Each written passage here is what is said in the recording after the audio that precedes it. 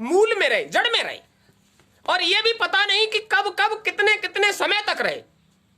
और जब अवसर मिला तो फिर से मालिक की मौज हुई और मनुष्य शरीर में फिर आए। और आने के बाद भी ये जानकारी लेने की कोशिश नहीं की कि हमें ये मनुष्य का शरीर मिला तो हमें अब इसका करना क्या चाहिए। आप वर्षों से सुन रहे हो मालिक के दरबार में कभी किसी देवी देवता की बुराई की गई, किसी इंसान की बुराई, किसी कर्मचारी अधिकारी की बुराई? अरे किसी की निंदा बुराई से क्या मिलेगा? तुम्हें तुम्हारी बात समझ में आ जाए, इसे कहते हैं सत्संग। अब सत्संग सुनने को आए हो तो सत्संग सुनाया ही जाएगा। सत्संग सुनने का नहीं, करने का सौदा है। यही विशेष बात है। सत्संग सुनने का नहीं, करने का सौदा है। सत्संग की चर्चा इसलिए सुनाई जाती है ताकि आपका अंतःकरण सत्संग करने के लिए राजी हो जाए। ये राजी नहीं होता, ये राजी नहीं होता। राजी तब होगा जब इसकी समझ में आए कि वास्तव में हम मनुष्य का शरीर लेकर संसार में क्यों आए। जब समझ में आएगा तब राजी होगा ना। तो समझ में कब आएगा? जब इसको चेताया जाए, अरे भैया बड़े भाग मानुष तन पावा, बड़ी भाग्य से तो तुमको मिला, ये तो देवता भी नहीं पाते।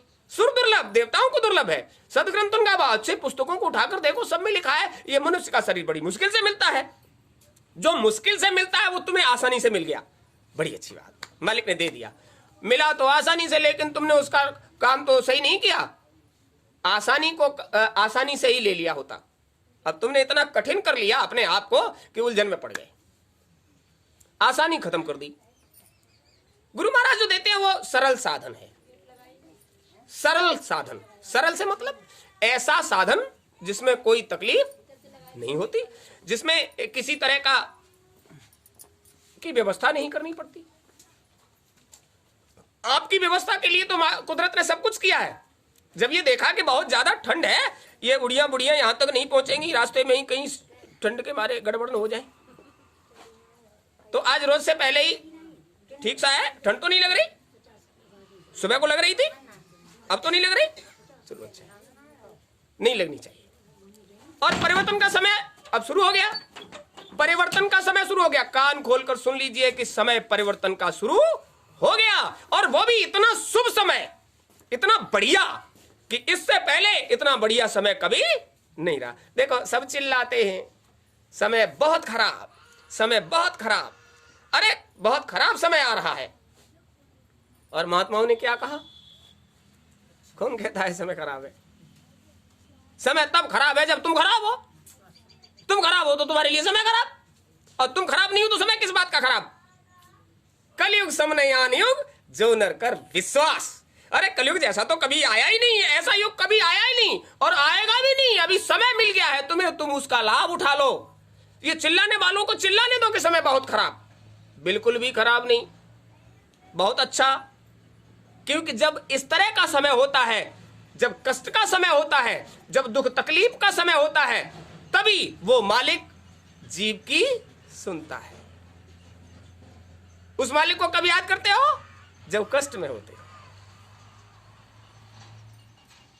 दुख में सुमिरन सब करें, सुख में करे न कोई।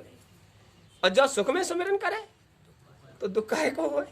अब ये पता है कि सुख में सुमिरन करते रहो तो दुख नहीं होता है, तो जब चैन में हो तो तुम भूल गए।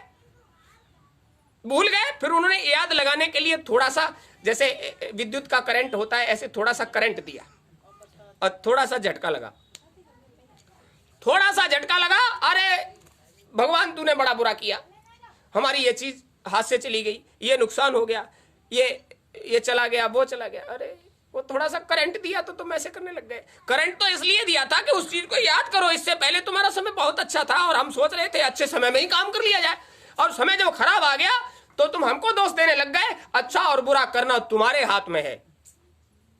कर्म प्रधान विश्व रचि राखा। कर्म प्रधान है, तुमने वो कर्म नहीं किया, जो प्रधान है वो नहीं किया।